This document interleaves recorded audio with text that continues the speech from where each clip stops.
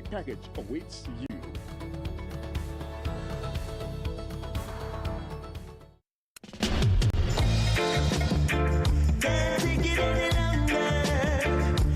On behalf of Horn FM Communications Limited, we want to congratulate Like It Is and, of course, Mr. Spider-Man Toot on their first year anniversary. We look forward to more content and, of course, a better relation. Once again, thank you to Like It Is and big up you on your first anniversary.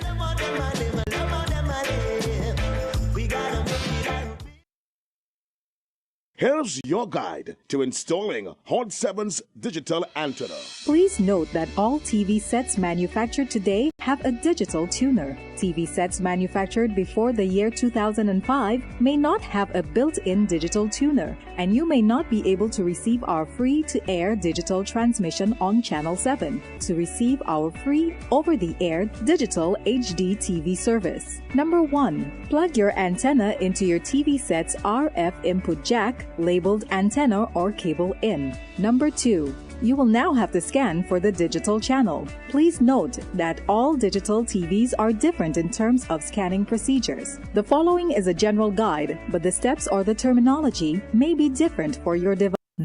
The opinions expressed on this TV program by the hosts, guests, and callers are solely their opinions and responsibility. They do not necessarily represent the views and opinions of Hot 7 TV or its affiliates.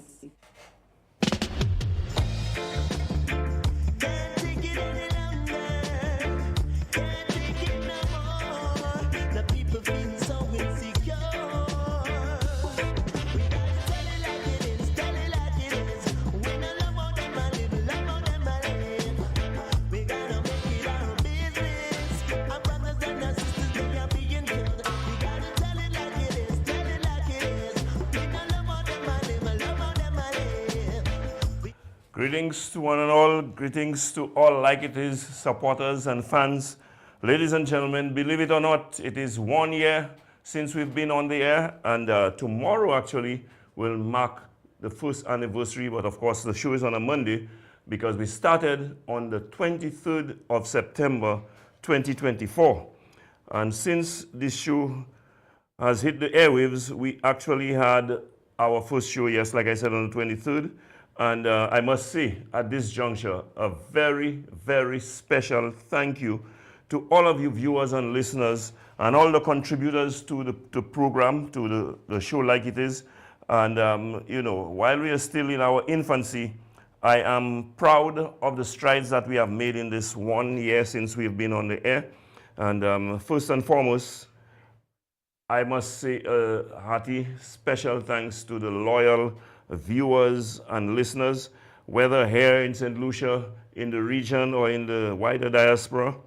I must also thank my team who operate behind the scenes, that is my technical people, my wife Barbara, who provides great material support, my sponsors, and all the guests who have graced this show over the last year. I recall, ladies and gentlemen, that my very first show, my first two guests were in fact Rush Clark and Peter Chico, and they are the endorsed United Workers' Party candidates for the constituencies of Castries Central and Castries East, respectively. And I also remember too that one of my regular listeners who always calls in to the show was in fact my very first caller, and that is Mr. Ian Cauldron, who actually lives in the diaspora. He lives somewhere in New York. So the show Like It Is, ladies and gentlemen, after 1 year, I think we have moved from stride to stride. We have made some progress in terms of, you know, the quality of the show. We have moved from leaps to bounds. And I must say, you know, I am very happy that we have come so far, and I'm hoping that with your support, your continued support to the fans, the followers, that we will move from strength to strength in the coming year. So the show Like It Is, as you know, can be viewed right now on Hot 7 TV. You can listen to it on a KISS FM radio. You can also get the show on Caribbean Hot 7 app and on Facebook and YouTube. So you have a multiplicity of ways in which you can capture that show. So join us tonight, ladies and gentlemen, in celebrating our first anniversary as we look forward to the continued growth and development of the program with you, with your continued support and your continued encouragement. So, ladies and gentlemen, you know, as anything else, I know many of my followers, my supporters, my listeners, my viewers, my contributors have been keenly following, and so they are aware that today is our first anniversary, and we have quite a few congratulating messages, of which I will play some of them to you. But I would like to start, first of all, with some of the videos that we have lined up for you, people who submitted their videos because they wanted to express their sentiments about the fact that we have come this far to be celebrating our first anniversary today. So let us hear some of the messages that we have received here on Like It Is. As the first guest, I would like to congratulate you, Mr. Leonard Spider Montoot, on the first anniversary of your show, Like It Is. I am proud to be part of that history on your inaugural show, and it was indeed a privilege to be chosen to join you. I wish you all the best as you continue bringing the truth and fact to the people about the United Workers' Party's political history in St. Lucia. I wish you continued success with the show and that you continue to educate our people about the United Workers' Party's future plans and policies. Thank you, Spider. I want to take a moment to commend Mr. Leonard Spider Montoot for his hard work, his dedication, and his commitment to the people of St. Lucia. From the time of you being a minister to right now being the public relations officer, as well as the host of Like It Is, you've seen the good, the bad, and the ugly of our St. Lucian politics. Yet you stay committed to ensuring that the people of St. Lucia hear the truth. So keep it up, Spider. Happy 1-year anniversary to Like It Is. Keep telling it like it is.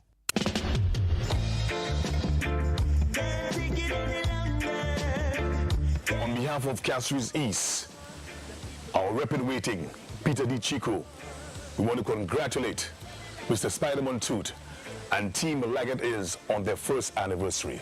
Big up you from Castries East, Like It Is. Happy first anniversary.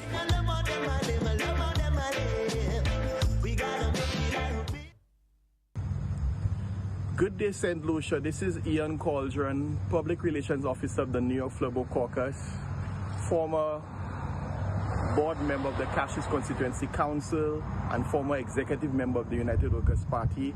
I would like to wish the management and the host of Like It Is a happy 1-year anniversary. To Mr. Leonard Spider Montoot, I would like to wish you a happy first anniversary of your program, Like It Is. I'm an avid fan of Like It Is, having been the first caller to your show, and I have realized within this 1 year, your program has grown from strength to strength. And I want to appeal to St. Lucians. If it's Monday, it's Like It Is. Like It Is the talk show, the upcoming talk show where you get the facts, where you get information, and that exposes the incompetence and the deficiencies of the St. Lucia Labour Party. Happy 1-year anniversary to you, Mr. Leonard Spider Montoot. Happy 1-year anniversary to Like It Is. Thank you very much. Congratulations on your incredible success of achieving your first anniversary of Like It Is. Your hard work and dedication has truly paid off, Spider. I am proud that this success is an inspiration and it has been very impressive and remarkable. It's an achievement and you're truly outstanding. Cheers to you, Spider, for a job well done. I'm taking this opportunity to congratulate the host of Like It Is, Spider Montoot. You've been doing a great job with Like It Is. I think St. Lucia really needed a show like this, and as you celebrate your first anniversary of hosting this very special program, I want to say special thanks to you for having me as a guest. I think I've appeared a few times, and it really brings light to what is happening in St. Lucia. So I congratulate you, and I know Barbara does a lot of work in the background. I want to thank her also, and Hot 7 for hosting this show where St. Lucians can be enlightened. And we have a real talk show host who tell it like it is. Congratulations. Hello, everyone. I want to say a very special congratulations and happy first anniversary to our wonderful PRO, Leonard Spider Montoot, on the first anniversary of his show, Like It Is. Congratulations, Spider. I look forward to listening to your show every Monday on YouTube, on Facebook. And beyond the show, I want to say thank you so much for the fantastic job that you do as PRO of the United Workers' Party and as host of the show on a Thursday, Meet the Government in Waiting. Congratulations, Spider. You're doing an excellent job. And thank you as well to your producer, Barbara. Happy first anniversary. Keep on doing the great work that you're doing. We love you. Thank you, Spider. Bye. Hi, Spider. Congratulations on your first anniversary of your show, Like It Is. Keep bringing the message out to the people and keep it like it is. Bye. Happy anniversary to Like It Is and to its host, Leonard Montoot. We thank you for the fabulous job that you've done in the last year and your fighting spirit, and for positioning our party in the best of light. We thank you again, and we wish you all the best in the coming year and the years to come as you continue to present this awesome show, Like It Is. Thank you, and thank you very much, TP. Spider, congratulations on your first year on Tell It Like It Is. Thanks for informing us all over the world. Thanks for informing us in the diaspora. Thanks for informing us about what's taking place in our country, the truth and the lies. We are very proud of you, and congratulations. Keep on doing an amazing job, and keep on telling us what's taking place in our country and informing us what's going on in our country. We in the diaspora are very proud of you and excited for the next year. Congratulations, Spider, on your first year anniversary. Bravo! Keep on doing a great job. Right now I'm at Francha College, School of Business, Trade and Engineering Technology. I just want to take the time off to bless up Spider and his beautiful wife on his show, Say It Like It Is, on his anniversary of the show. More blessings unto him as he traveled through this time with this new St. Lucian government, with the manufactured perilous times. I hope Jah bless and guide him and guide his family. And hope in the new year coming, more blessings, more shows, more energy. Because he's been doing a good job. So keep it up, Spider. Blessings unto you and more love. Say no more. Good day. This is Dr. Jocelyn Clark Fletcher, Chair of the Trustees of the United Workers' Party. I'd like to join my voice with the others who congratulate Mr. Leonard Spider Montoot, or how I prefer to call him, Honorable Spider Montoot, on the first anniversary of his show, Like It Is. A remarkable, life-changing, informative show, one that has blessed and benefited the United Workers' Party supporters and members so much. I want to thank Spider for the work that he has done for the party and continues to do. I want to thank him for his integrity, his strength, his support, his unwavering loyalty to the morals, the values of the United Workers' Party. Spider, may God continue to bless you and strengthen you and keep you. May you be able to continue standing as a strong fortress against the attacks that come your way. Just know that all the viewers and supporters of Like It Is, we stand with you, for you, and behind you. No weapon formed against you will prosper. We would like to hail you, our chief, in the public relations arena and say to you, God continue to bless and keep you. Continue with your fabulous show. Continue informing the people of St. Lucia.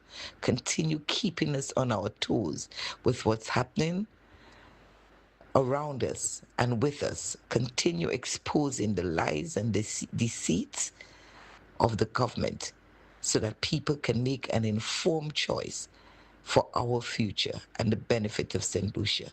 Again, I want to say a big thank you, Spider. God bless you. I'm exceedingly proud of you. Hello everybody, I would like to take time out to congratulate Like It Is on their very first anniversary. I would also like to thank Mr. Leonard Montud for taking time out to educate persons like myself about politics. Guys, trust me, every Monday I look forward to listening to Like It Is. So trust me when I tell you it is one of the best shows. You should tune in on Kiss FM 105.9 or 105.5 or Hot 7 TV, guys. You will not be disappointed. I promise you this is one of the best shows thus far. Okay, so again, congratulations, Like It Is. You have yourself a wonderful anniversary, and I'm hoping that I'm here to celebrate a few more anniversaries with you guys. Have yourself a wonderful anniversary. Bye-bye now. Hey guys, this is Senator Harrow, and I want to send a big congratulations and happy 1-year anniversary to our wonderful show, Like It Is.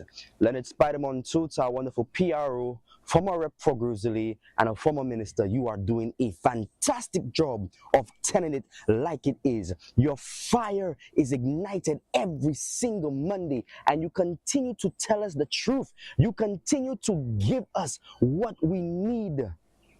Many people say truth is like medicine. Then Spider, you are the doctor that we need for St. Lucia. So continue to do wonderful things, Spider. Happy 1-year anniversary to the Like It Is family. I was happy and elated to have been a guest host on this wonderful platform. So St. Lucia, Mamai Flabo, let's continue to tell it like it is, because St. Lucia needs healing, and Flabo has the medicine and the doctors ready to serve this nation. Yes, thank you. Thank you very much, folks. That was wonderful. Much encouragement and support here, as usual, as always. I, really love the encouragement. But let me just say that you make the show what it has been, and we're hoping that you'll continue to give us the support and you continue to join us every Monday so that we can grow, as I said, from strength to strength. But before we end the congratulatory messages, I have one more person who wishes to add his voice to the congratulatory messages, and I have that person online. So let us go to the phone lines to receive that message right now. Hello, good evening. Hey, good evening, Spider. How are you? Not too bad, thank you. And I think I have here the political leader of the United Workers' Party, leader of the opposition. It is. Yes, sir. I could not allow this moment to pass by without me joining with everybody else's voices to congratulate you on your first anniversary. Both you and Barbara have made an amazing team. But I want to say that your courage has been exemplary, and more important, that a person who ran elective politics 5 times and has been a minister, and I can't thank you enough on behalf of all of the members of the United Workers' Party, both past and present, for the example that you've set and the work that you're putting in with the party. So it may not be in running an election, but certainly as PRO of the party and the host of Like It Is has been exemplary. And I'm very proud of you. I know a lot of other people are very proud of you. And thanks seems so inadequate at this point. But let me just stick to the tradition and say thank you very, very much for what both of you have done and what you are continuing to expose in St. Lucia. So keep it up, my brother. and know that you have my full support and the support of the United Workers' Party. Okay, thank you very much. Much appreciated. Once again, a sincere thanks to one and all. All of you have contributed in one way or another to making Like It Is what it is. And, you know, you are the ones responsible for Like It Is being like it is. So now, ladies and gentlemen, I will move on after all the, you know, the praise and accolades. You know, I don't want to start blushing on the program here tonight. So we're going to get into our usual business, but now we are going into our usual SLP segment. But on this anniversary show, we will provide you with some reruns of some of the many secrets, lies, and propaganda that we have been exposed to from the St. Lucia Labour Party government, the manufacturers of deceit. So, ladies and gentlemen, can we cue up the next segment, SLP, Secret, Lies, and Propaganda. You hear lie? That is lie. Lie? You hear lie? Teacher Percy say if you tell a lie, you're going to hell as soon as you die. Why, sir? Yes, folks, as we celebrate our first anniversary, I wish to remind you that along the way, we started this SLP segment, and it has been a feature every week since then of Like It Is. And in that segment, we featured the incessant lies, the secrets, and the propaganda of the St. Lucia Labour Party government. Now today, to mark our first anniversary, I will remind you of some of the many deceptions perpetrated by the Philip J. Pierre administration and his government on you, the people of St. Lucia. Obviously, we cannot give you all of them tonight, but we'll give you a few that you have seen over the weeks and months since we started that segment on the program. So, ladies and gentlemen, here goes. Let's start with our first clip. My conscience, my belief in God first, and my belief in people. I believe that people are basically good.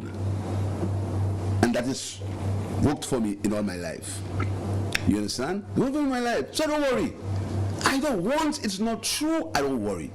I heard this gentleman say a few things. Or I didn't hear. They sent a tip for me. I was wondering, where was I when that happened? Complete fabrication. Complete. Example. I was in court with Ernest Hilaire to pervert justice. Never happened. Never happened. I was not there. That day I was not there. That never happened. What can I say? Never happened. But what keeps me going is the truth. I believe in the truth. So I never get perturbed. Every day things are said about me on radio and otherwise. Every day. But I keep focused and keep working for the people of St. Lucia. For the people of St. Lucia. And when the people of St. Lucia decide that they want me, they no longer want me, I will bow out gracefully. And thank God.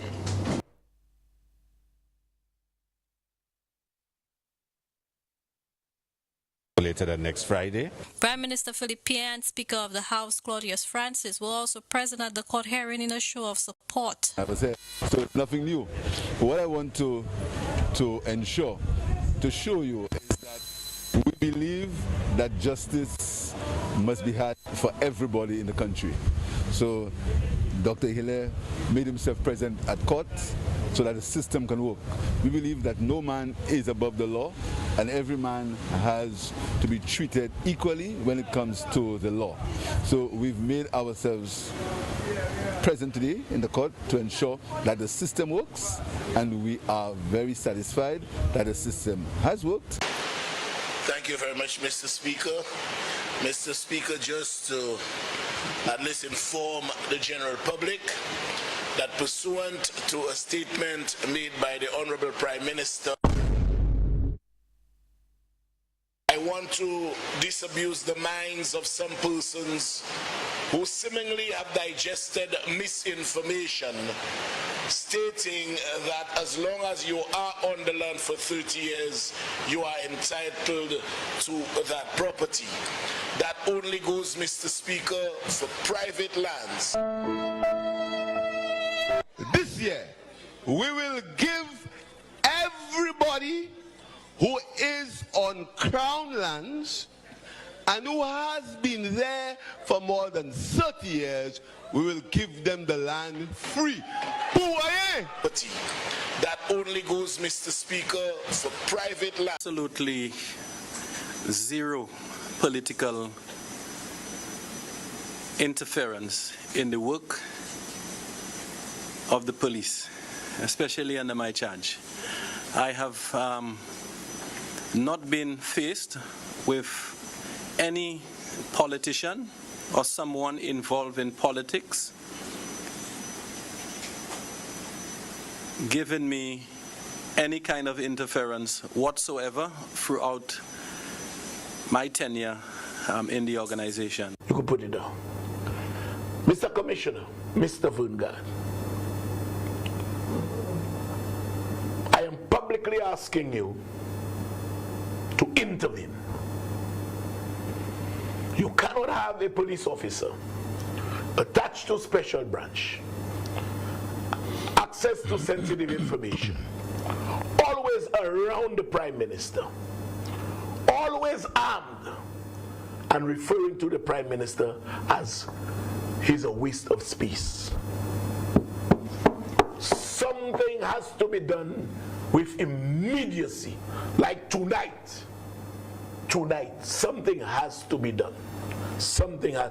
Mr. Commissioner, we cannot permit that to continue. Never told any reporter that that's not your business. As a matter of national security, sir, are you aware of the contents of the impacts report? That's not your business. St. Lucia had no savings, so the government had to borrow from the NIC to pay, and they had to borrow in large amounts. And the ECCB statistics will show that St. Lucia was the largest borrowing country after COVID. Mr. Speaker, on a point of order. The members leading the House, the government never borrowed any money from NIC. I didn't say borrow, I said the government used money from NIC. You promised every cent. Did you also say that you promised every St. Lucian $1,500? That's being said all over the place. I never know where it came from. I don't know where it came from. I mean, nobody can be in a tape and say, nobody can be in a tape and say, what we said is we said, everybody who gets less than $4,000 a month will pay no tax. No one. And I challenge anybody to go anywhere to say where Philip J. Pierre ever said. Challenge it. People just say that. Would increase the income support to the unemployed people in the country, so $500 would not be enough. A Labour Party would ensure that these people would get at least $1,500 for their response to COVID. We would triple it, my brothers and sisters. I don't know about this banding Kenya. I don't know about it. I don't know who disbanded any Kenya. I don't know. If somebody can tell me that there been any policy to disband the K9 unit. Disband means it was there and you extracted it. That's what disband means. That's what it means. Use the words carefully. Disband the K9 unit means that there was a K9 unit and we send the K9s away. Flashback. The only reason why the dogs were pulled back is because we were told that the scanners would have been ready and there would not have been any need for both of them. And people seem to have forgotten that. But the scanners have not been ready, or if they're ready, they're not as efficient. So I've asked the Attorney General to look into returning the dogs to the customs to see what we can do to stem the flow of guns into the country. Firearms. Yes. What's the status of the unit right now, as we speak? From my understanding, that this unit is. We are waiting for a renewal of probably its contract, but I don't know because it's not within my power to renew it was not, the contract was not between the force and the unit. The unit was given to us, also customs and financial investigations agency. It was open to them to use. But in terms of, I believe that we need a unit in the Royal St. Lucia Police Force because it assists. Mr. PM, can you shed some light on that? On the dogs? Yeah, in terms of the renewal of the contract. Okay, I mean, I know we need some level of excitement in the country. I mean, things after COVID, there's need for, and the press is very happy to dive in. I understand that, I understand. I might tell you something. Some time ago, I was a reporter, that. And some time in my life, I worked with the press. Okay. So I understand the excitement of the press. I think that, let me say something about this. And I hope as this interview continues, I can be able to dispel some of the myths and the lies that are peddling in St. Lucia, real lies. And I'm very happy to dispel some of it. I have an agreement in my hand. The K9 unit started in April 2021. Okay? It was an agreement. So, Mr. Speaker, the team found that there were many material breaches by the company, Fresh Start. Things which ought to have been done by them were never done, and therefore the termination with cause for both of the developments was totally justified. They were supposed to have gotten approval from Lucilec, and the costings, they did not. Wasco costings and approval, they did not. They were supposed to do estimates for the infrastructure and to provide a bank guarantee for those estimates. If there were no estimates, Mr. Speaker, there cannot be a bank guarantee for what does not exist. So in a nutshell, Mr. Speaker, I tell you of the material breaches that essentially lent themselves to a justifiable termination of both contracts. Mr. Speaker, as one team member said, this new government cannot be seen to be continuing an illegality. Media interview last week, Minister for Housing Honorable Richard Frederick said that Fresh Start Construction Company did not have DCA approval for 2 housing projects embarked upon recently. He also confirmed that the National Housing Corporation had terminated its contracts for the projects with the company. As per the contract, Fresh Start was required to conduct subdivision and registration of parcels as per DCA approval. Following the sale of the lots, the company, which has more than a decade of experience, would receive 80% from the proceeds and the NHC 20%. As part of the completion of sales obligation, Fresh Start would remain a party to the agreement until such time as sales are completed to sufficiently remunerate the company. The projects, according to Richard, however, were not approved by the DCA. Both of the developments were started illegally. And once you start an illegal development, you do it at your own risk. So how is it illegal? Because there was no DCA approval for either of them. Hot 7 News has, however, obtained documents showing that not only were the developments approved, but that 38 lots had already been surveyed. The projects in question are the Shock Housing. I, Richard Frederick, will swallow my vomit anytime. And let me go further. I will even further swallow my vomit when it comes to the Shock development, because Fresh Start is going to do the Shock development. So if it's vomit I'm swallowing, I just start to swallow. If it's Friday, cannot afford to. Let me tell you something. I think this matter of special prosecutor, we flunk on that already, And when I say we flunk on it, I don't mean the government did anything wrong. I'm just saying in terms of something that was promised, in terms of a deliverable, in terms of a promise that so many of your sincere, of your fervent, of your ardent supporters were banking on, were staking their hopes on the special prosecutor. A lot of them have reached a time where their hands are hanging down, in despair, feebly at their sides, I don't think anything will come of that. Thankfully, special prosecutor is not something, or the sort of thing, that impacts people in a direct, daily, tangible way. In other words, it's not something that people can relate to their job, their income, the food on their table, their ability to pay their bills, you know. It's not so, thankfully. It's an important thing, you know. But thankfully, it is not, in the minds of most people, a true bread and butter issue. The road condition, transport availability, healthcare, the hospital, you know, this sort of thing. Because if it was, I'm telling you, it would be a major smack in the eye. It would be something more than mere egg in the face. You all will not believe. If just the building has 3 floors, which I will not tell you, I will show you because it is described in a lease agreement. Okay?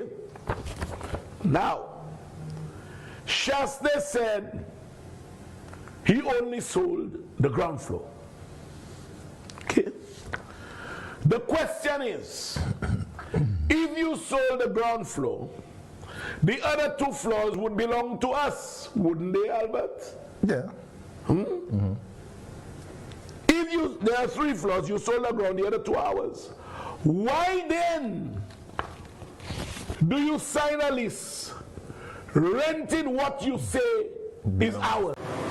Well, they have completed the construction and government has to do the retrofitting for us to use the space. We are still in discussion as to which ministries are likely to occupy that space as well as some other agencies, because we have 2 floors, the first and second floor. Poyot further confirms that the government will in fact own the space after they have completed payment as per the lease agreement. This will be owned by government after we have paid it off for almost 16.5 years.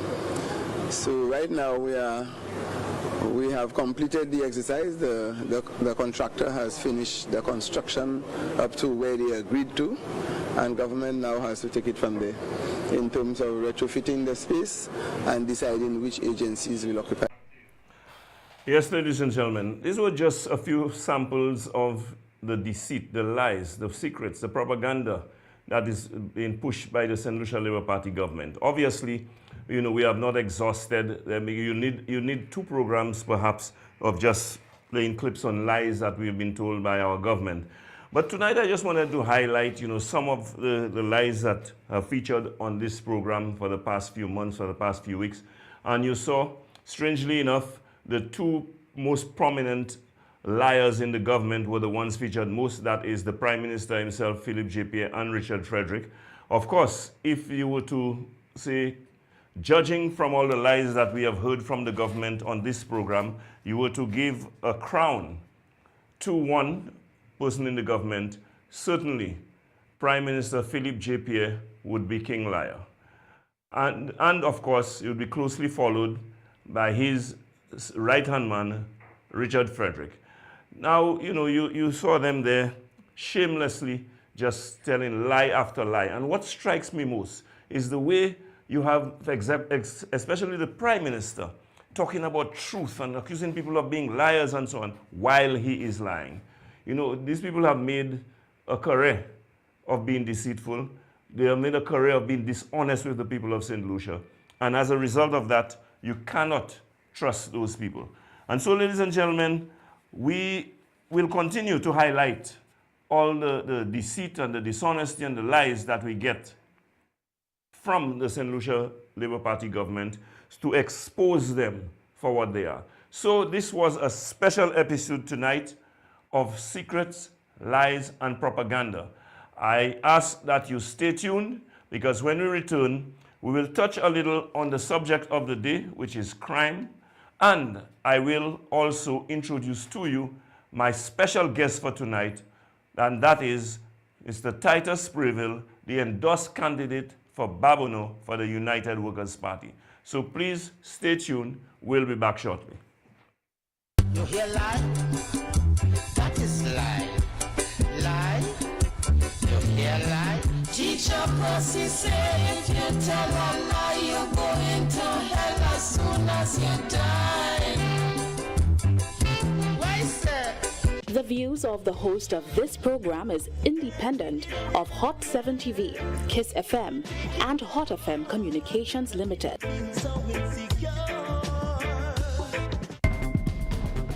St. Lucia, Hot 7 TV was the first to bring you a full HD newscast. Now, here's another first.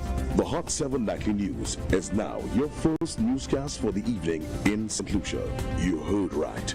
The Hot 7 Nightly News is now at 7:15. Yes, tune in at 6:45 p.m. and be the first to catch the latest happenings in your world. On the run, watch us on your cell phone or tablet via the Caribbean Hot FM app.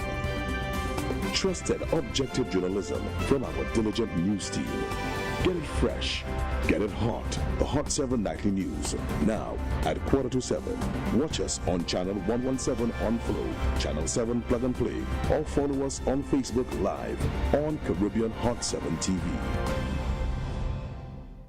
Did you know that while you're busy with your day, important news is breaking all around you? From politics to weather updates, community stories, and breaking news. Hot 7 TV keeps you informed with news every hour on the hour. Don't wait to hear it secondhand. Stay ahead. Stay informed with Hot 7 TV St. Lucia. News notes on the hour. Stay updated wherever you are. Catch Hot 7 TV St. Lucia's news every hour on the air, on our mobile app, and on our website. Now you can take Hot FM, Kiss FM, and Hot 7 TV with you wherever you go. Whether you're in St. Lucia or exploring our four corners of the globe. Our record-breaking app has already been downloaded over 500,000 times on Google Play and the Apple App Store. To bring you the best in HD sound, we've relaunched a brand new app. Get it for free in the App Store by simply searching Caribbean Hot FM HD. Listen to us in real time, anywhere, any place, anytime. We've added so many cool new features, like our live in-studio option, where you can see your favorite announcers and DJs at work. So download the app today. It's free. Spread the news. St. Lucia is now in HD around the world on the Hot FM app. Don't miss out. Join the fun and stay connected. Looking for the best way to advertise? Hot 7 TV gives you more reach, more impact, and more value. Get your business in front of the right audience and watch your sales soar. Don't miss out. Call 452-6040 today and take advantage of our exclusive advertising packages. Hot 7 TV, smart advertising for smart businesses. St. Lucia, Hot 7 TV was the first to bring you a full HD newscast. Now, here's another first. The Hot 7 Nightly News is now your first newscast for the evening in St. Lucia. You heard right. The Hot 7 Nightly News is now at 7:15. Yes, tune in at 6:45 p.m. and be the first to catch the latest happenings in your world. On the run, watch us on your cell phone or tablet via the Caribbean Hot FM app. Trusted objective journalism from our diligent news team. Get it fresh, get it hot. The Hot 7 Nightly News, now at 7:15. Watch us on channel 117 on Flow, channel 7 Plug and Play, or follow us on Facebook Live on Caribbean Hot 7 TV. Now you can take Hot FM, Kiss FM, and Hot 7 TV with you wherever you go. Whether you're in St. Lucia or exploring our four corners of the globe. Our record-breaking app has already been downloaded over 500,000 times on Google Play and the Apple App Store. To bring you the best in HD sound, we've relaunched a brand new app. Get it for free in the App Store by simply searching Caribbean Hot FM HD. Listen to us in real time, anywhere, any place, anytime. We've added so many cool new features, like our live in-studio option, where you can see your favorite announcers and DJs at work. So download the app today. It's free. Spread the news. St. Lucia is now in HD around the world on the Hot FM app. Don't miss out. Join the fun and stay connected. Did you know that while you're busy with your day, important news is breaking all around you? From politics to weather updates, community stories, and breaking news. Hot 7 TV keeps you informed with news every hour on the hour. Don't wait to hear it secondhand. Stay ahead. Stay informed with Hot 7 TV St. Lucia. News notes on the hour. Stay updated wherever you are. Catch Hot 7 TV St. Lucia's news every hour on the air, on our mobile app, and on our website. St. Lucia, Hot 7 TV was the first to bring you a full HD newscast. Now, here's another first. The Hot 7 Nightly News is now your first newscast for the evening in St. Lucia. You heard right. The Hot 7 Nightly News is now at 7:15. Yes, tune in at 6:45 p.m. and be the first to catch the latest happenings in your world. On the run, watch us on your cell phone or tablet via the Caribbean Hot FM app. Trusted objective journalism from our diligent news team. Get it fresh, get it hot. The Hot 7 Nightly News, now at 7:15. Watch us on channel 117 on Flow, channel 7 Plug and Play, or follow us on Facebook Live on Caribbean Hot 7 TV.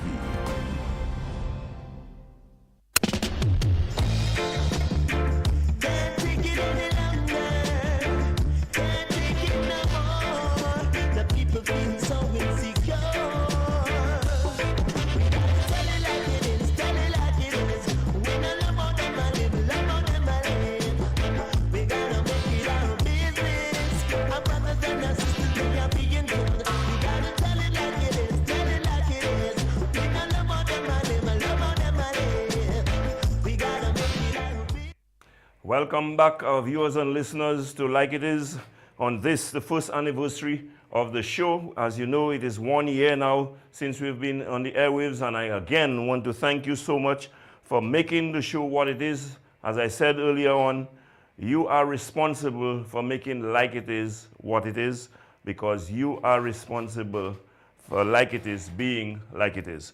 And so, ladies and gentlemen, we are moving now into our second segment. At some point, very shortly, I will be introducing to you my guest.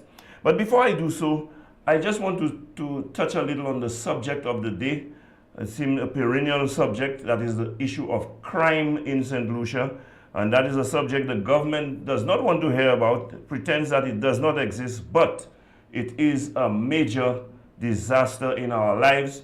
It controls our life to a great extent. We have had cases where the criminals have actually put us under curfew. We have had cases where criminals are now affecting commerce in this country. We have the threat of our main industry being destroyed as a result of crime, and we have our people in St. Lucia, above all, living in fear. You know, last Monday at the last show, I lamented that in the days leading up to the show that was last Monday, there were 4 murders within the week that preceded. But you know, since then, we found out that there were 3 or 4 murders in one day.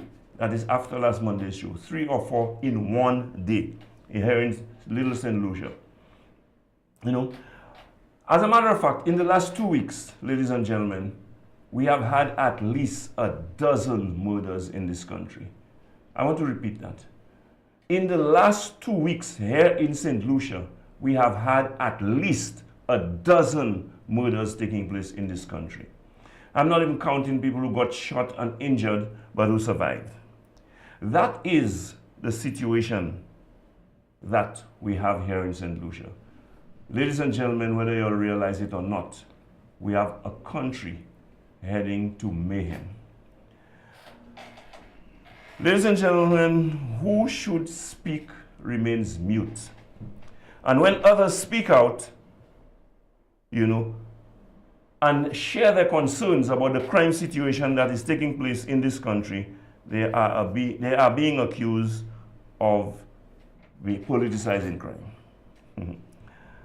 You know, I want to say this. The government comes out with this as a cop-out because they don't want to address the issue and they don't want you to talk about the issue. And that is why I keep saying the government is practicing suppression of crime, but that is not the solution to crime here in this country. And so while I'm not afraid of being accused of politicizing crime, I would prefer, ladies and gentlemen, to let you hear the voice of some others. I doubt you'll accuse them of politicizing crime. So let's go to the next clip that I want to play you. So, and let's hear what they have to say on the issue of crime. A Labour government would not have a drug baron in its cabinet. Attitude of this government, my brothers and my sisters, political stability. As a result of all the foolishness of this government, St. Lucia is fast becoming a place where they cannot govern anymore. There is lawlessness that we have never seen before in this country. And you see the situation with crime. And I agree, the Labour Party always said, do not politicize crime. But the tone set by a government can influence the direction of criminal activity in the country. If you have a lawless government, then they have set the stage for lawlessness.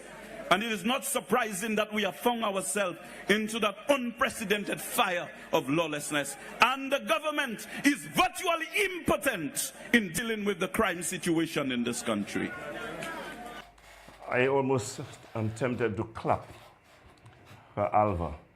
It looked like someone had told Alva that he would make it to like it is, so he was there telling it like it is. I cannot agree with you more, Alva. Now let's examine something. But before we go into examining whether the Labour Party is a party that is true to its word, let me just say this. And by the way, Alva expressed some words there that for a change is factual. Because when a government is lawless, you will have a country that is lawless. And you can do nothing about lawlessness if you are a government that is lawless. And we are seeing evidence of that right before our very eyes. You could not have revealed it in better terms. You couldn't be more accurate in describing your government vis-a-vis the crime situation that exists in this country today. So, ladies and gentlemen, like I said, we want to examine whether the Labour Party would be uncharacteristic and be true to their word. Like I said, if they would be true to their word, that would be uncharacteristic. Let's see if they would be uncharacteristic and be true to their word. Let us watch the next clip to see what kind of people they have in the cabinet, because remember Kenny started by saying a Labour government would not have drug dealers or whatever he said, certainly criminals in their cabinet. Let's see if they are true to their word. And by the way, once I'm relaying factual information, I need no permission to call anybody's name. Let them beat you in peace and peace and peace until they beat you in pieces and you die in peace. And then go and massage people's ego. You know? Once I'm telling the truth, I need no permission to call anybody's name.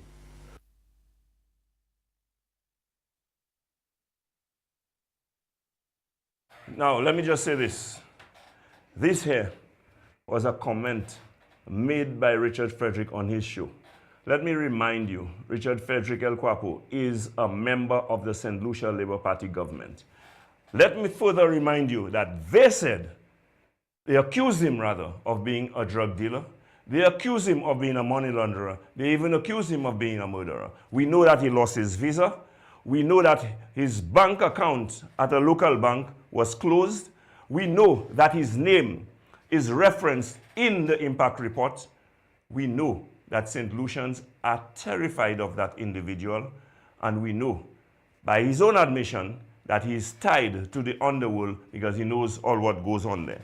Ladies and gentlemen, that is the government that said to you that they would not have criminals in their ranks. The St. Lucia Labour Party, you know. And you have this man here, as you saw in that clip, clearly, openly, outrightly preaching violence, asking that a woman be beaten, okay, and beaten to death. His actual words, okay, asking that a woman be beaten to death. A member of the St. Lucia Labour Party government. Ladies and gentlemen, let's listen to another clip just in case you might believe that it was a slip of the tongue or it was a one-off situation. Let's hear another clip from the same individual. Yadi put it nicely this morning in a manner I want to share with all of you. Could you play what Yadi said this morning? Dena Chalma yo vini ek yo ka try tarnish Richard Fredericks. Like Sapasa writes it, Lizzie. Because of politics you're doing that and you're hiding behind some anonymous names. Huh? You hiding behind some anonymous names. They have to make an example of some of you guys. When St. Lucia one day, somebody will make an example of these anonymous names. And then you know I'll come there and say, I don't care in what form the person take the revenge. So you throw whatever you fear. Because when you're provoking people, this could bring violence. And when you guys get blows, let us run coup. Pour ces magies à Zoga fait online. And Shady Zoga fait ça c'est quoi pour? You guys never fight in your life. Shady Zoga jamais jeune pièce qualité and battles go this on the face. But zo battle the internet. They have to make an example of you guys. Ek la yo diso. Na vin la li deme ek na di. Let me mande about it. You know they do that one that. Na di all chickens come to roost. De naturellement yo vini. De naturellement yo vini. Ek yo ka try tarnish Richard Fredericks. Like Sapasa right see. Because of politics you're doing that and you're hiding behind some anonymous names. Huh? You hiding behind some anonymous names. They have to make an example of some of you guys. When St. Lucia one day, somebody will make an example of these anonymous names. Yes, that is a clip from Yadi's show that Richard Frederick, a member of cabinet of the St. Lucia Labour Party government, played on his show, expressing his endorsement of the sentiments expressed by Yadi. In other words, Yadi is saying, in reaction to the posts that some people put on social media, that they should be beaten, they should be even violence perpetrated against them. That is the mentality of the surrogates of the St. Lucia Labour Party, their spokespersons, and in fact, members of their cabinet. Now, when I call on the Prime Minister to respond to the actions and utterances of his hand-picked sidekick, Richard Frederick El Kwapo, you know, the man that they described as being notorious for being involved in unsavory activities. I'm putting it as mildly as I can. You know, when I ask that the Prime Minister speak out and take action, okay, that he acts on the rampant and outrageous, out of control statements made by his minister, you know, especially, I've also asked too that that same Prime Minister, who happens to be the Minister of National Security, resign or that he be fired. I'm asking the Prime Minister to fire the Minister of National Security because he has been a dismal failure. He has not taken action, whether within or without, to do anything to show St. Lucians that he is taking a stand against criminal activity. Again, I'm accused of politicizing crime when I do so. In that case, ladies and gentlemen, let us hear from someone who has not been accused of politicizing crime. That gentleman has never, to my mind, my knowledge, never been accused of politicizing crime like I have been. So let's hear what he has to say on this matter. Play the next clip for me, please.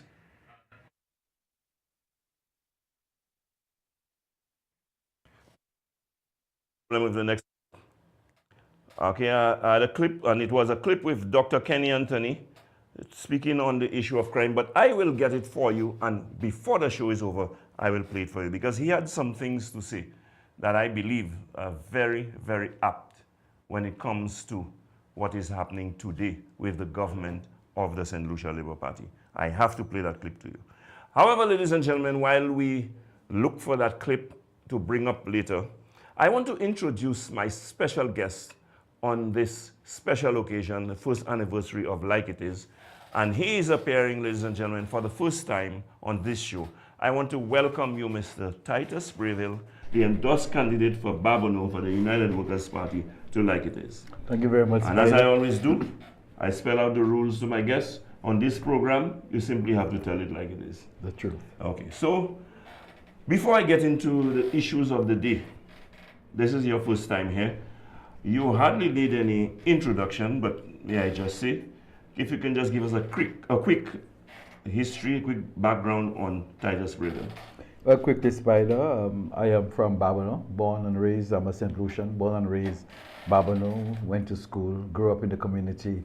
As every young man in that time I grew up, we were involved in lots of youth and sports activities, spent my time from Babonneau, Castries Comprehensive, A-level, worked with government in the Government Information Service for 10 years. I ended up being the Chief Information Officer, and then I went into, continued working with government and worked at the Port Authority for another 5 years as the Director of Economics and Research, because I would have studied, apart from studying journalism, I would have studied economics and management and so forth at the UWI.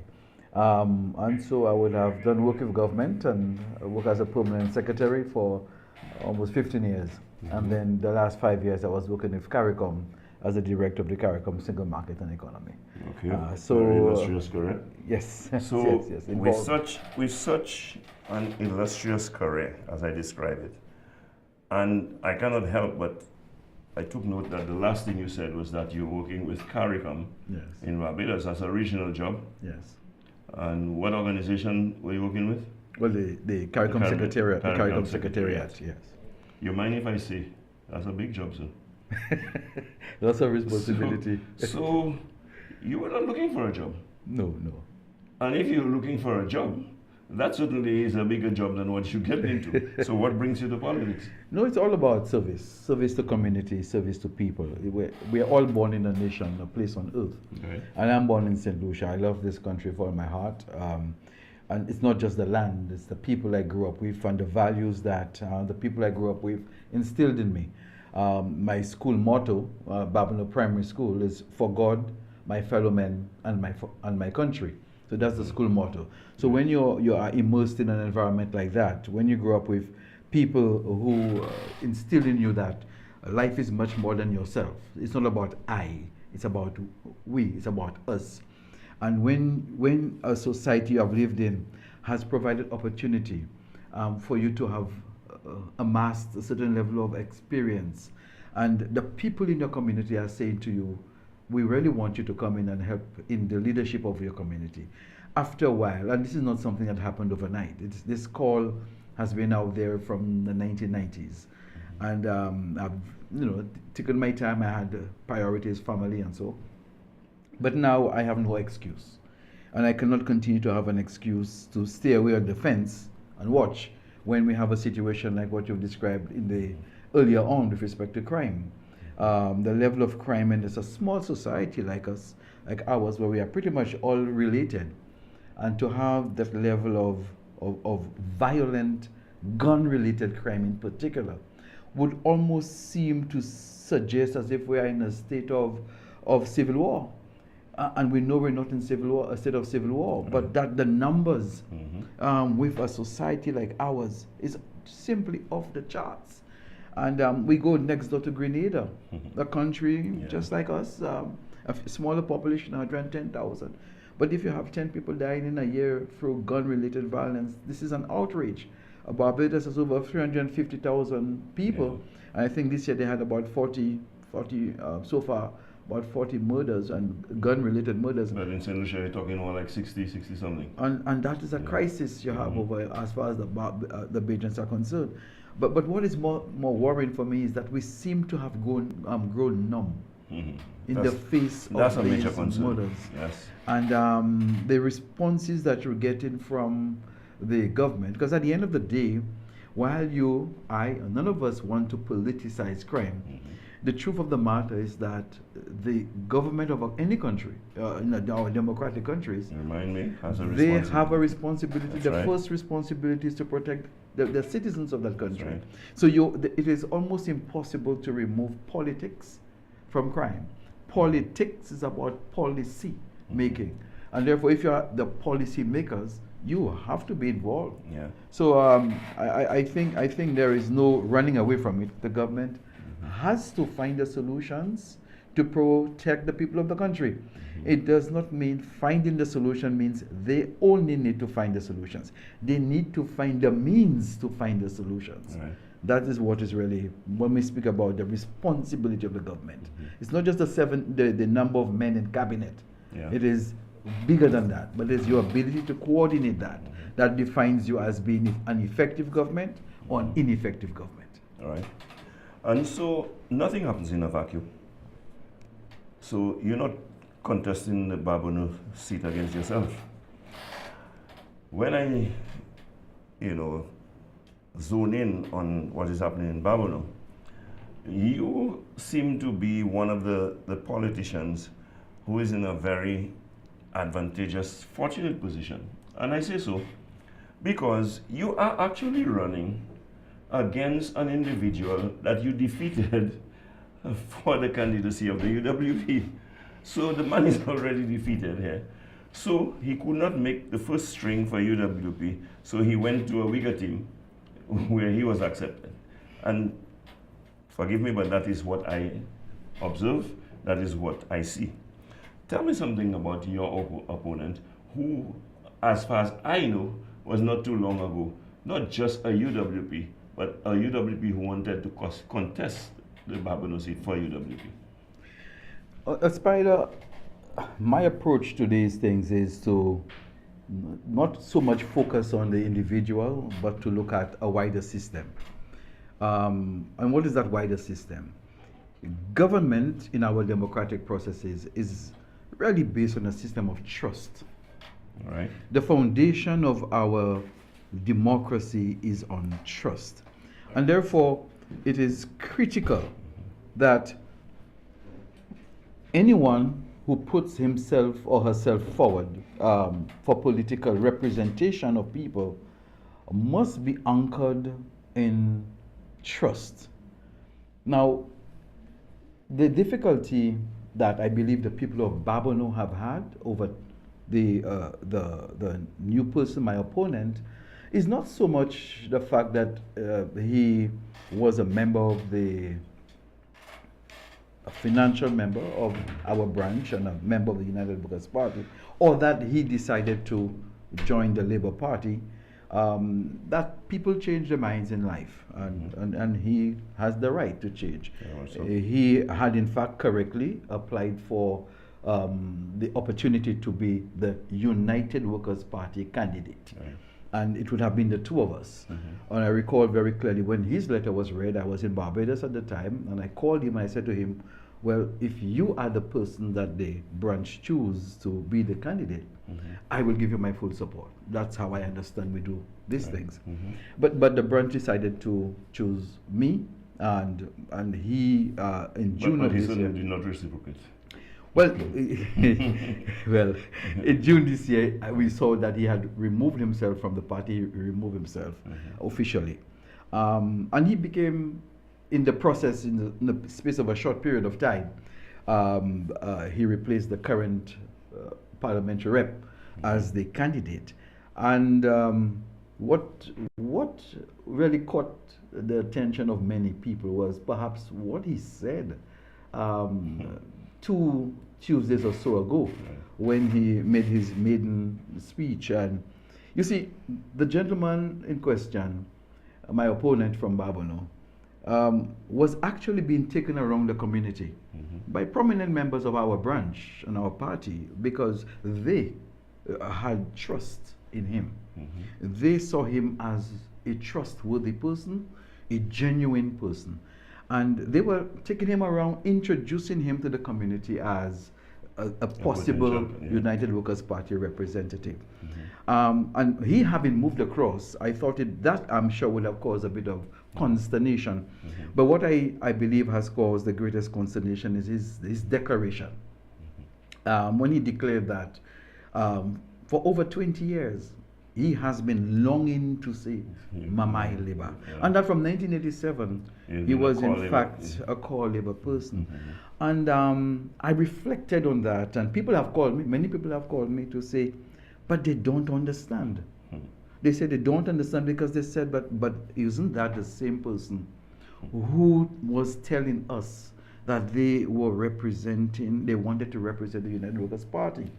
So the question is, if you, at the time, you were presenting yourself, you really in your heart, in your soul, in your mind, you were really Labour Party, why did you present yourself as a United Party hopeful, Workers' Party hopeful?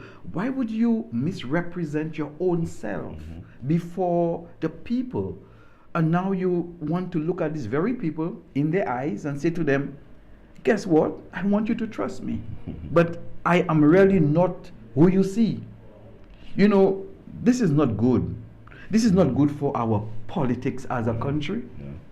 It is not good. I hold no animosity to the gentleman, and we are just competitors.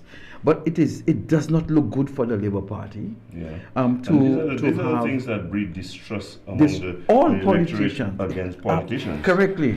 These actions make the electorate believe that that politics is not something of value, of honesty.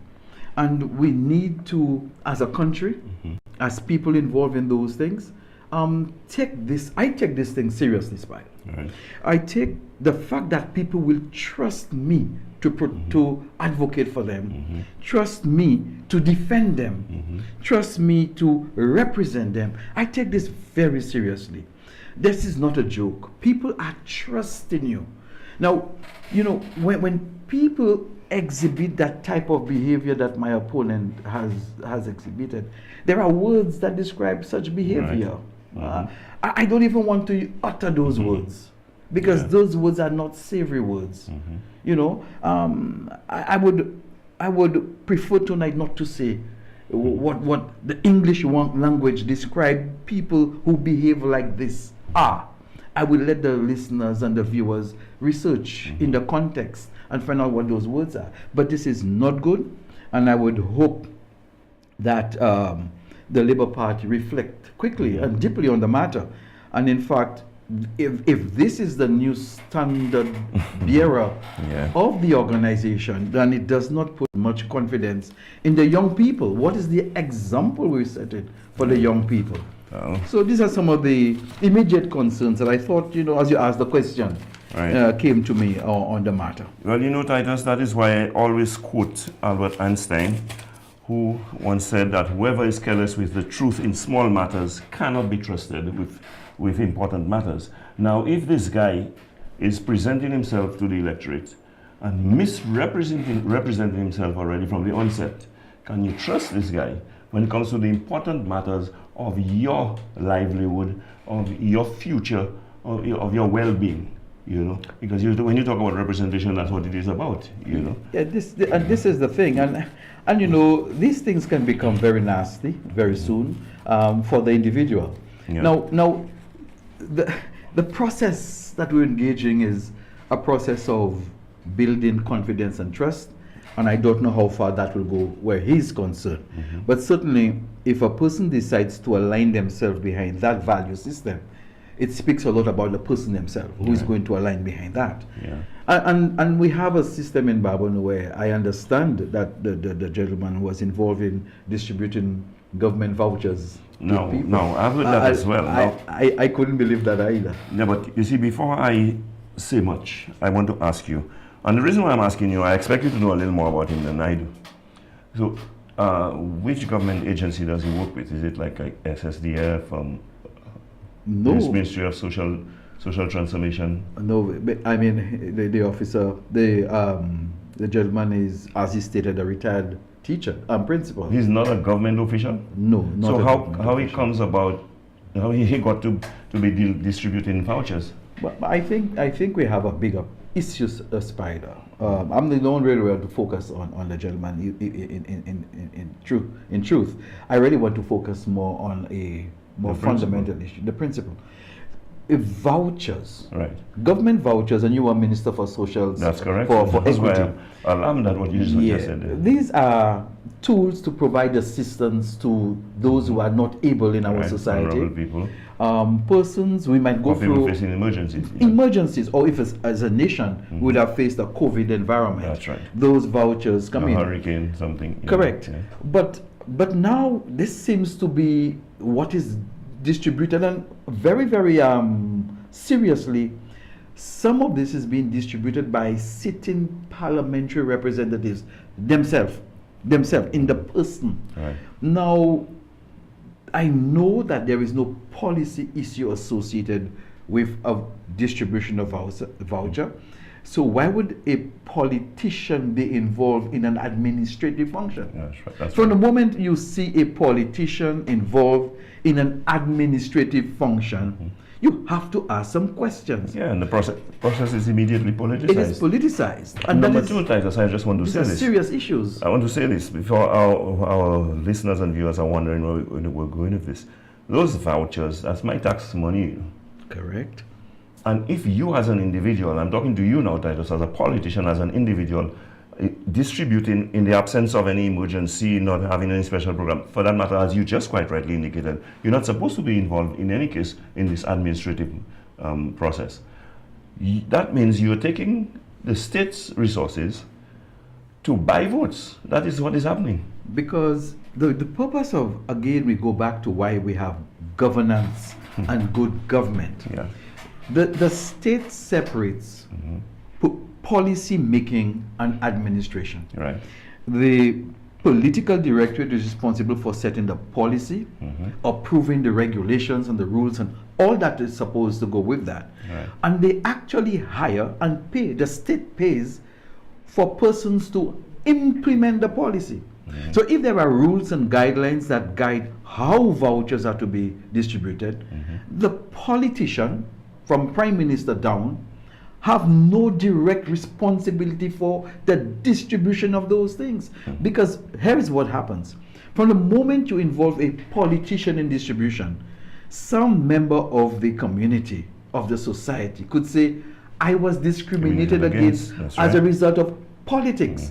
It might not be the intention of the politician, but anyone can level that complaint.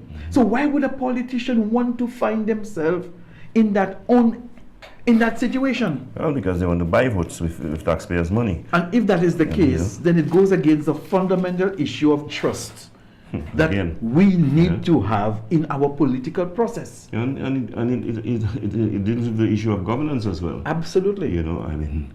And I am beginning to get very concerned, and I will expect the Prime Minister of St. Lucia, because this is taxpayers' money. The Minister for Finance is responsible at the end of the day for all taxpayers' money and its use. I will expect the Minister, Prime Minister, or the Minister responsible for equity and so forth, to clarify how this voucher system is supposed to work. In fact, there are so many questions in this. I am not able to identify where in the budget estimates the allocation is made for this. It seems to be something financed outside of the regular budget process. And when you look at the estimates, the only place you have possible sources of funds is under what they call non-tax revenue.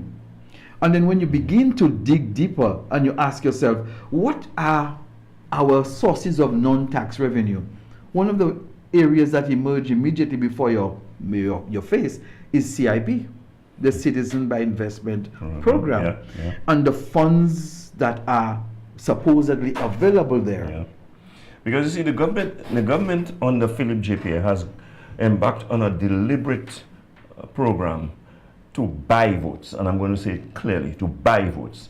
And that is why they're giving so much handouts, they're giving this bonus here and all of those things that, you know, those unsustainable policies that they're engaging in right now. And that is dangerous, because what they are in fact doing, apart from, you know, keeping our people dependent rather than grow an economy where people can fend for themselves, of course, like I always say, I'm one who believes that there will always be in society those who cannot fend for themselves, and that is where the safety net, social safety nets come in, and the social programs come in. But that is no social program. I mean, how does John Estefan, who, first of all, is not proper for any of the elected ministers to be doing it, how does he find himself having vouchers in his possession to be distributing government vouchers to individuals? You know? This is a most strange place for our country to be. Yeah. And I say strange because the administration we have here, this Labour administration and Labour administrations in the past, I recall very clearly in '97, the watchwords were transparency, accountability. And these words I don't think anyone would have forgotten, because these words were used over and over again. Right. And there is absolutely nothing wrong with those, because these words are in fact the watchwords that any government should have. So what I see happening, and what all St. Lucians, fair-minded St. Lucians, see happening, flies in the face of accountability and transparency. And it forces one to conclude that people are using taxpayers' money in a political manner to gain political advantage, to purchase people's vote. And that is a very bad place for us to be. As disgusting and despicable as that is, I'm hoping that our people are sufficiently wise and mature. And I know there is need. I know that if you get a freeness, I mean, that's always welcome. But I'm hoping that you St. Lucians, even when you take that money, you eat that money, you drink that money, but you do not allow that disrespect to be perpetrated on you, where they can buy you as a result of that. So let them know that you're not for sale. Even if you take their money, what you do is, for that kind of behavior, vote them out come the next general election. And that's important, Spider, because what is it that we do when we go out to vote? What is it we do? Spider, let us say Grocery had 10 people. And you and I are part of that group of 10. So you say you'd like to be the representative for the 10 of us. Right. I say I would like to be the representative. In the ideal world, it would be good if all 10 of us could have sat in Parliament and fight for our own selves. Right. But that cannot happen. So among us, the 10, we say, well, okay, who you think will, represent? So some might say Spider, some might say Titus. At the end of the day, they will choose. All right. The process of them choosing you, say you were the one, is they saying to you, I want you to be my voice. I want you to speak for me and stand for me and defend me in Parliament, get resources for me. That's what they're saying. Now, if they're saying they want you to do that, why should you pay them to do that? Exactly. There's no correlation. Right. The moment you decide to pay them is you saying to them, well, I recognize you really preferred Preville, but I'm going to offer you something to forget that. So you choose me. So anybody who is involved in that practice is saying to you, one, I am not the person you want. I recognize I am not fit to be the person. And guess what? Let's make a deal so that I can be the person, but the real person, we will put him aside. That is what happens anytime a politician seeks to buy votes. Call it what you want, it is bribery. It is bribery. And this is the kind of thing we have to discourage in this country. And when you have politicians who have that disposition from the onset, you have to send them packing. I'm talking about that, I'm talking about bribery, which is in itself a criminal act. I spoke of this clip that I really wanted to play before we end the show. So I think my technical people have indicated that they have it queued up for me. So let's just hear what this gentleman, who has never been accused of politicizing crime, had to say on the situation.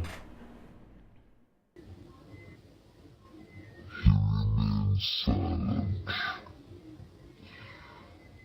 The You're not playing? Okay, we have some problems with the audio here. Okay, but if we get that sorted out, I will come back to it later. But let's continue our discussion, Titus. And you know, at the end of the day, we certainly cannot encourage that kind of behavior. And it's unfortunate because you see the Labour Party seem to want to always appear to be taking the high ground, but they're the ones engaging in those despicable behaviors. And you know, that business of trying to buy votes, you know, what you should do as a politician is give people proper representation on the strength of your performance. That is where you should appeal to the voters that they vote for you. And absolutely, you know? And that is what this is about. I don't think I'm being naive. I think I'm sure if you were to take all 34 candidates or persons who would be going in the next general election, I'm just looking at the two political parties now, and you were to ask them, are you going to seek to buy votes? Every single one of them will say no. And why would they say no? Right. Because they know it's wrong. It is wrong. Yeah, they know so if we know something is wrong, we recognize it is wrong. Yeah. Any deviation from that is already a serious matter for you in terms of your integrity. And these are the words we expect from our people. But Spider, I thought also, and as we speak about not being able to identify the source of funds for the programs such as the voucher system, we see other programs being projects, I call them projects, being advanced to meet people's desires. And I see there is an initiative where the government is seeking to pay civil servants, I think $500 at Christmas time. At Christmas time. When I was asking myself, you know, I know civil servants are intelligent people. They would see that for what it is. Right, yeah. And I said, let me just give one simple example to help us understand. You know, we've been paying fuel at $16 a gallon now for a while. And we know that the excise tax on that is in excess almost $4, but more than that.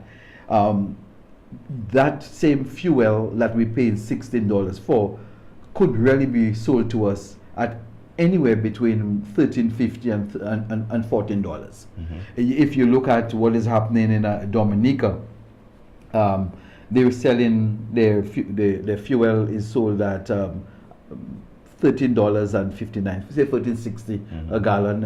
Antigua, it is almost $14. So basically, if you were to see in St. Lucia. And by the way, I need to establish, do they get their fuel from the same sources? The same sources, okay, same sources as us. Because you see, it's one thing if they get it more expensive than us, but and that's the point I think people need to bear in mind. So here it is. You are selling fuel to St. Lucians at about $2.40 more for a gallon than you really should.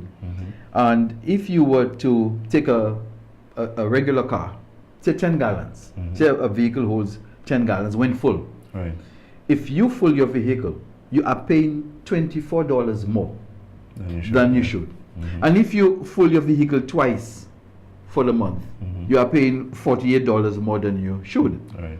And over a period of 1 year, 12 months, you're actually paying $576 more than you should. Yet the government gives you $500. So understand this.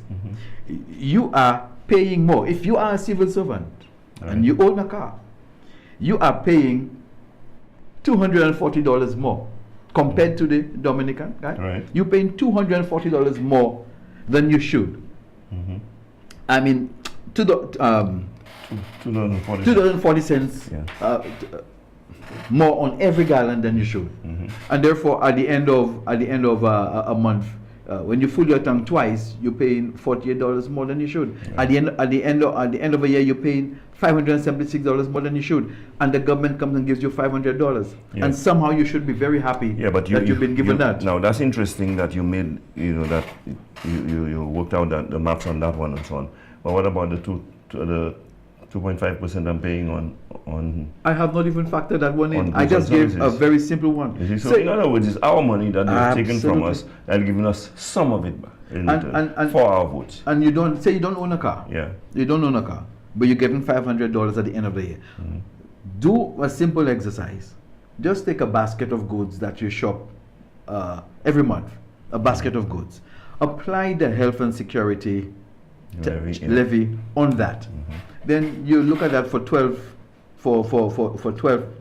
months in the year and see how much money you have paid out in a health and security levy, which is a misnomer. Right. And then the government is going to give you $500. Really, how much have you gotten? Right. So I think these things are smoke screens that you would see flashed before civil servants who will see right through it anyway.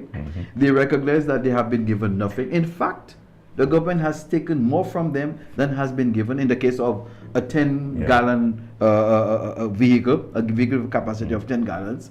You see it played out all the time. So I think it is what St. Lucians are seeing before them is an administration that recognizes that over the last 4.5 years, it has not fulfilled any of the most fundamental issues of a society. When an administration reverts to the granting of vouchers with no crisis at the end of 4 years and counting, it also tells us that government recognizes that its policies over the 4 years have failed, that the people's lives are worse off than they were before, and these people urgently need some prop. They need some handout, some voucher, because they are about to go under. And this is a government, so it is actually saying by its actions, I recognize that I have failed my people, my policies have failed, and I am now urgently trying to prop them up. But it is also going to say to you, give me 5 more years in office. Who does that? Exactly. Who does that? You know, but I think the electorate are smart enough, they're sensible enough to recognize that. Because don't forget that this is the same government that said that anybody who's earning more than $4,000 or less would be tax exempted. Yes. I mean, in terms of income tax. And it's 4 years now, going to 5 years, and we know election is around the corner. You know, it has not happened. Has not You know, the difference I want to show is when the UWP in their campaign said, we're going to cut out all property taxes, they did it for 5 years. And you'd remember that, you remember that again. I keep saying all of this because within the first 12 months of the UWP coming into office, it had already addressed the matter of reducing the VAT by 2.5 on everything. That's right. On everything. That is the difference. One is putting more money in your pocket. The other is taking your money. And then when the time comes now, they realize they need you now, they give you a token in return. I don't think that will work this time around. And Spider, we have a series of things happening in our country that I think our citizens need to just be aware of and open their eyes to. You see a number of construction projects, road projects, and I use roads because I recall when during COVID, when the country was in shutdown, little bit of traffic on the road, the government was trying to prime the economy to take off. The current administration said people don't eat roads, but now it seems people do eat roads because there's such a massive level of road construction or reconstruction. But what is even more serious is the fact that we don't know how much those roads have been costed. We do not see any tenders going out for these roads. You are in a dark hole. You know, when you saw road construction going on, you normally would see a billboard stating who's the contractor, source of funds, how much it will cost, estimated duration for the project. All of that was in the realm of public accountability and transparency. This has gone out the window. So St. Lucians are seeing things happening. These things seem not funded in the budget, the estimates that were approved a few months ago, but they're happening. So the question is, where is the source of those funds? And if you are spending money that the public, in the public's name, that they have no idea of, there are other questions that come on board immediately. So you have a source of funds, and how much of that source of funds is being spent on only the public work. Right. Are you dipping in that funds for other private purposes? The public has a right to ask those questions, and that is where the CIP I hope the funds Parliament become serious. representative for Grosley is listening to you. But these are the issues. Yeah. These are the real issues. Where there is no accountability, the public reserves the right to speculate. And this government has come under one huge blanket cloud of speculation because nobody can find what rules in the public service are being followed. They have, everything has gone out the window, and there is a government doing things free for all without any accountability. Yeah. Now, Titus, before I open the lines, let me see if we can get this clip to play. Do you think we're ready with the clip? Yes. Okay, let's get this clip to be played, because I really want our viewers and listeners to hear what someone else, a very interesting individual, has to say about the situation. He remains silent. The Minister of Justice says nothing. And the police, try as they might to make the announcements, they can offer no guidance and no comfort. We are in a difficult situation. The truth is, a leadership that is helpless does not deserve to lead. A government that is helpless does not deserve to govern. A prime minister who is helpless does not deserve the prestige of his office. He is the worst minister of national security we have had. And I just want you to remember how quickly our memories fade.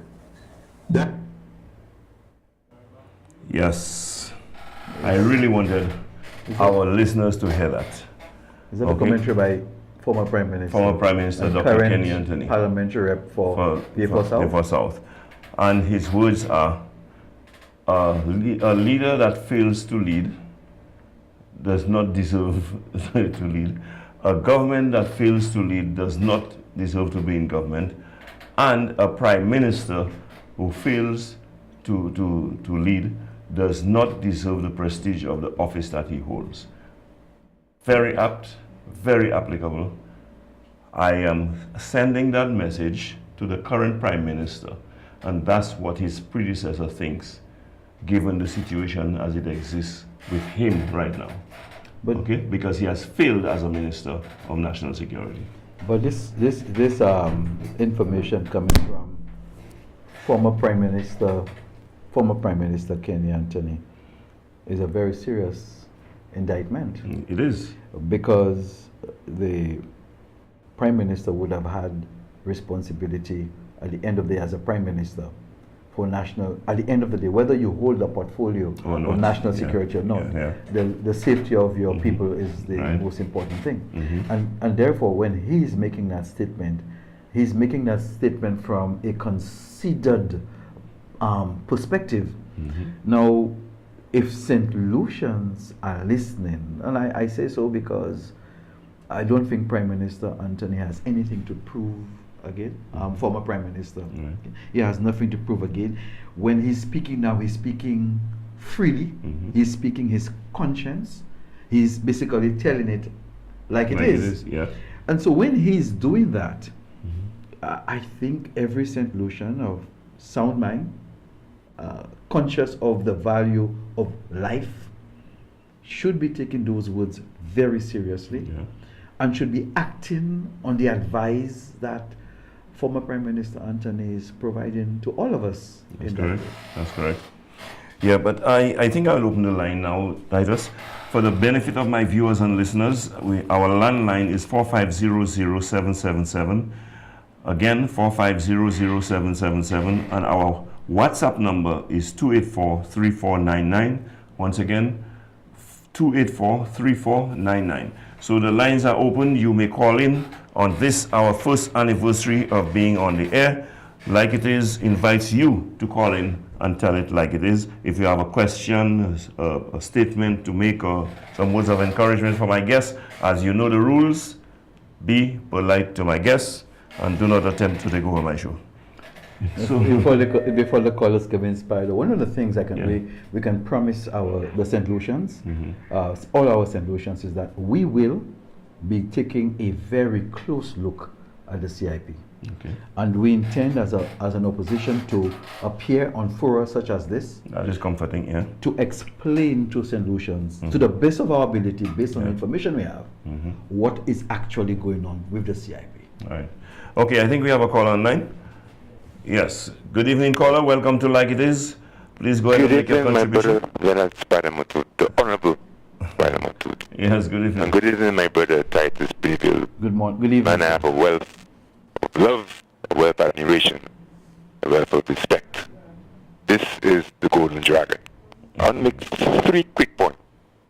I happened to be in a bus about 2 weeks ago, about 7 p.m., when a lady in the bus said, and she said that because the guy made a comment that he was going somewhere he's not supposed to go, and is going to take care of somebody.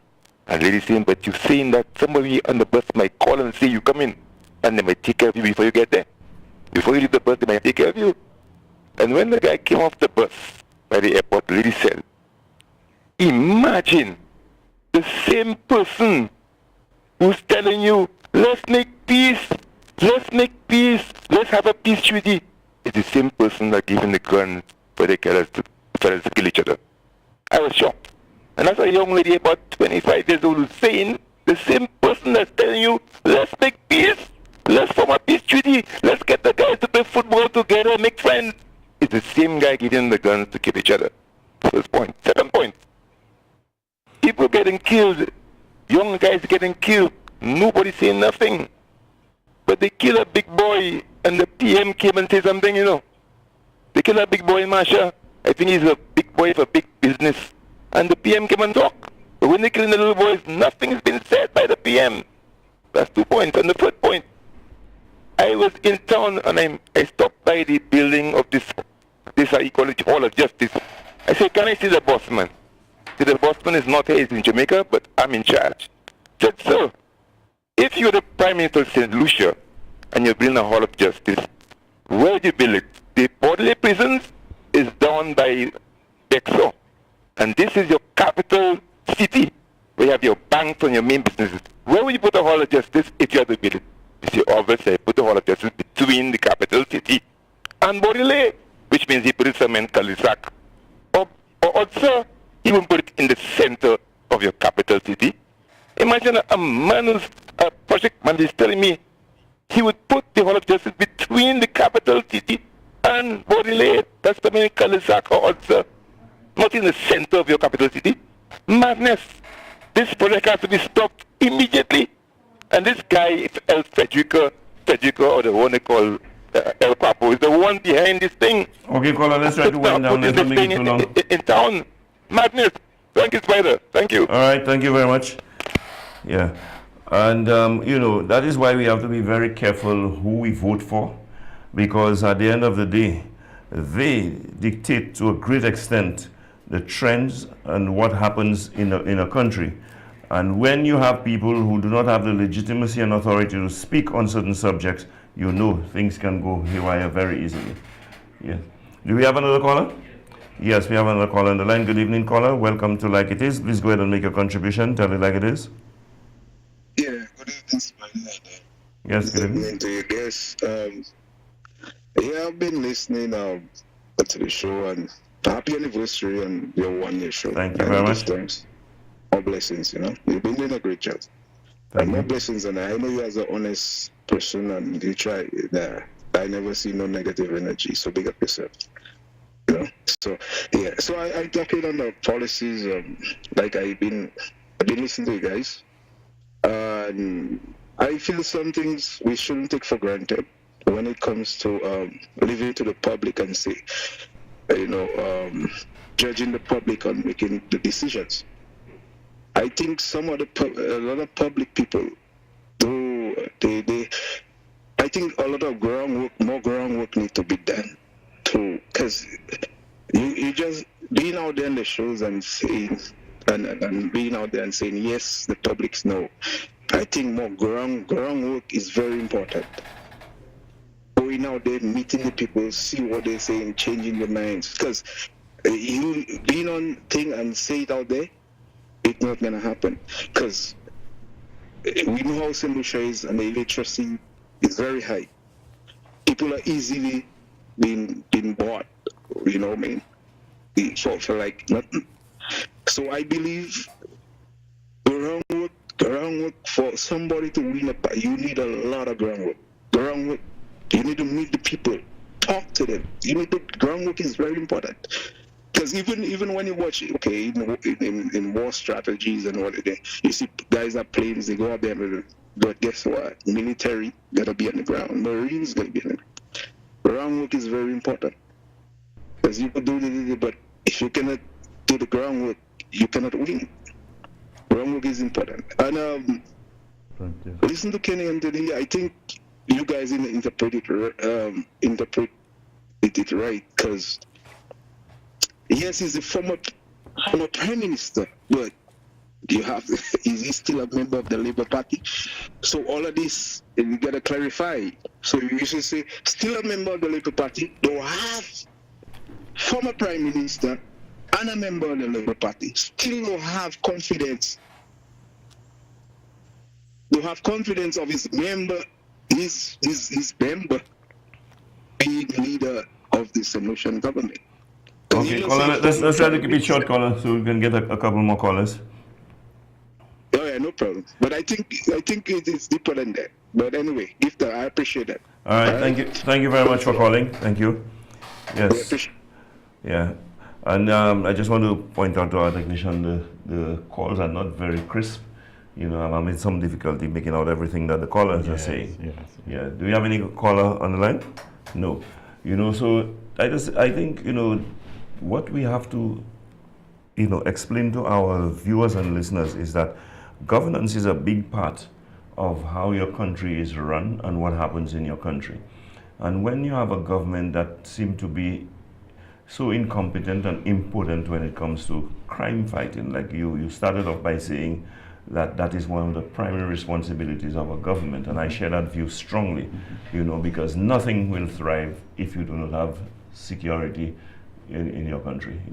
And it's the tone you set from the start. That's right. Very important. Yeah. I think so. And you know, you all have some policies, and some of them I know, you know, points to what you're going to do in terms of, we do have of security. Correct. Yes. We have a caller on the line. Good evening, caller. Welcome to Like It Is. Good evening to you, Mr. Montoot and Mr. Preville. You sure you know this voice, Mr. Preville? Okay, I know that you're a man who came out to work for us.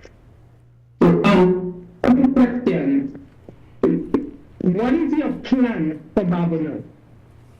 Number one. Another question is, what is the plan for the youth in Barbados? Because this is an important factor, having the youth involved in everything. And one thing I would like to hear, or something I would like you to do, if you become the minister or the rep for Barbados, is to formally open the Laguerre Combined School, which was constructed or built by Mr. Ezekiel, and to this day has not formally opened. This is one thing I look forward to you doing it. And I just have my full support, Mr. Preville. Bravo to you. All right, that's for you. That's for you, Titus. Clearly someone from your area. Thank you very much for the support, for our supporter, obviously. Yeah. So firstly, let me just say, I want to start with the last point first. In terms of the opening of the Laguerre Combined School, work done by former parliamentary rep Ezekiel Joseph. And let me say, for the public record here tonight, Spider, Ezekiel Joseph is one of the parliamentary representatives Barbados has had, who has done tremendous work in this community. I can say without any fear of contradiction that his contribution in the short space of time that he was able to contribute, a total of 10 years in all, on par with Mr. Buske in terms of Mr. Buske's 30 years. So I have a significant bar that I have to reach in terms of meeting the requirements that the people of Babonneau have come to expect from a UWP government. Right. Now, with respect to the matters on youth, and plans for Babonneau. The plans for Babonneau are focused very much on people empowerment as far as the youth is concerned. Focus on economic development, which will look at agriculture as a lead sector, which will also look at small business development, our manufacturing and services sectors in Babonneau. I have a plan to see how we work these together in a collaborative manner to build greater synergies among the participants in that economic market, meaning your employers, for expansion and growth of the economy. I have had discussions with the farmers. I met with the farmers in some of the farmers in Marquis Estate. I've met with other farmers. We're meeting with groups throughout the community. The purpose of which is to ensure that everything we do is a reflection of one, participation. There must be a participatory process in crafting policy so that these policies are owned by the people. And I have a special focus because the population distribution of Babonneau, youth between 10 and 45, well, youth ends at 35, but the population, the body between 10 and 35 is significant. So what is the focus? The focus is on empowerment of youth. And under that, we treat with the different pillars that would lead to empowerment. In there would be sports. In there would be development in terms of small business and entrepreneurship. In there for young people. In there would be a focus on non-sport activity.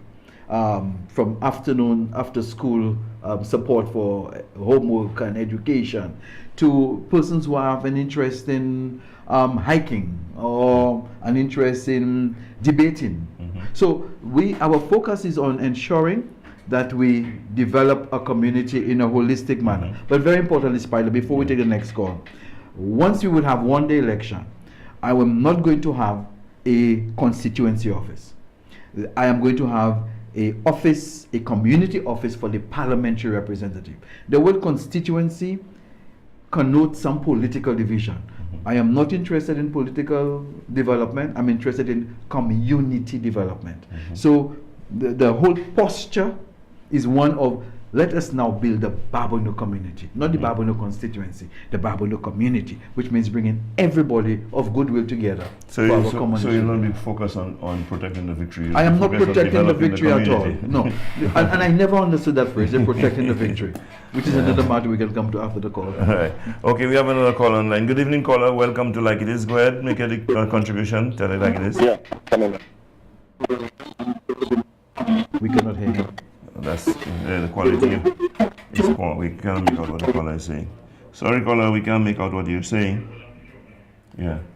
And Spider, while we get the next call, you mentioned the protecting the victory. Yeah. I have pondered over this, and I'm asking myself, who is this organization, this government referring to when they were asking to protect the victory? Because the government is the government of all the country. Exactly. So from the moment you begin to speak language like protect the victory, you are saying that I'm speaking to some of my supporters, and therefore you seem to be governing for some and not for all. That language has no place in government. Who are you appealing to protect the victory? The victory has been won. Yeah. You are the government. Right. I think you have another call on that? No, okay, we don't.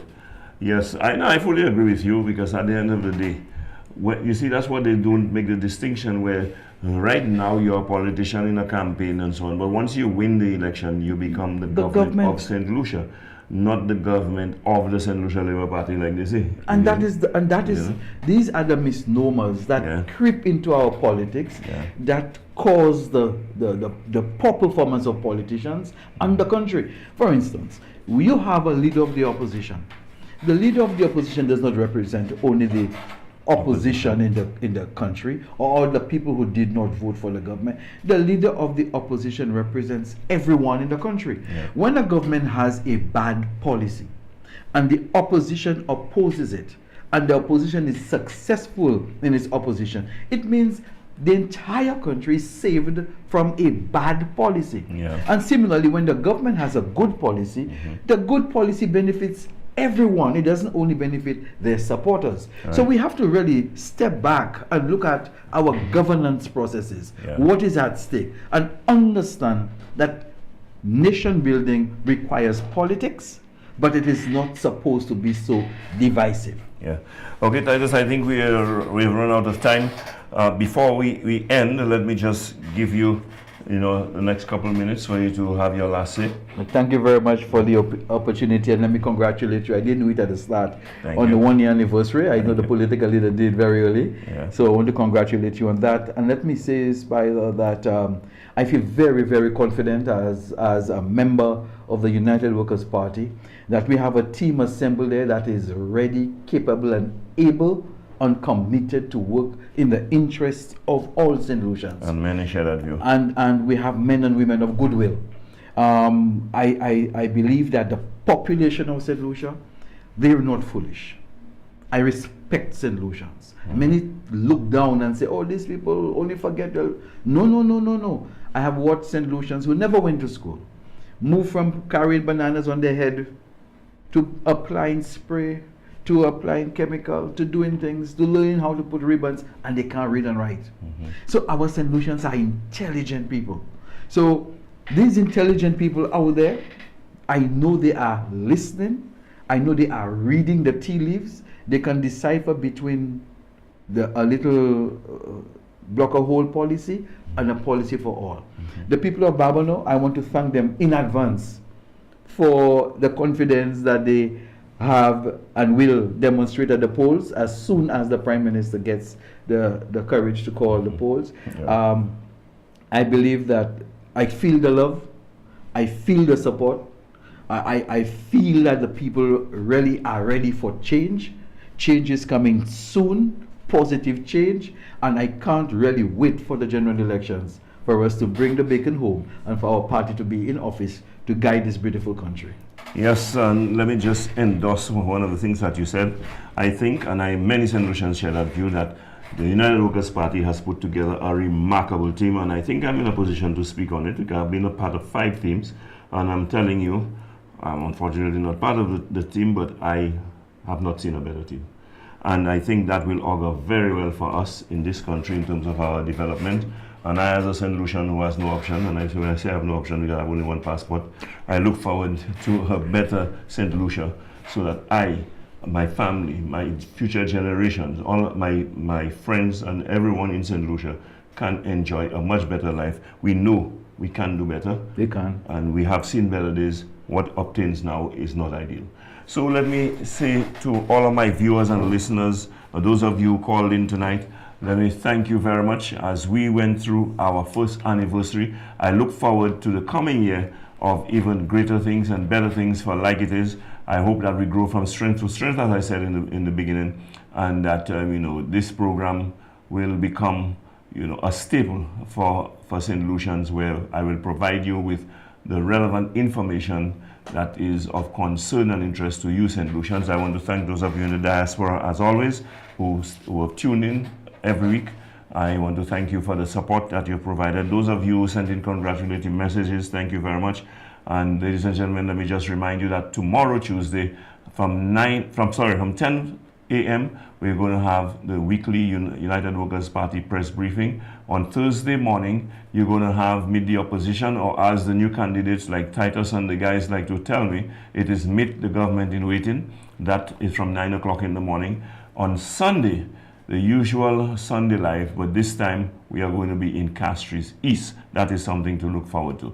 So I want to thank all of you. I want to wish you a very good night, and stay tuned to the United Workers' Party, where we shed the light on the truth and we bring you hope in terms of the plans and policies that the United Workers' Party has for you. Finally, I want to thank my guest who has been on Like It Is for the first time, Mr. Breville, and I want to wish you all the best at the polls. Thank you. I have no doubt in my mind that you will be the next parliamentary representative for Babonneau. I don't doubt that for certain. Okay, thank you very much.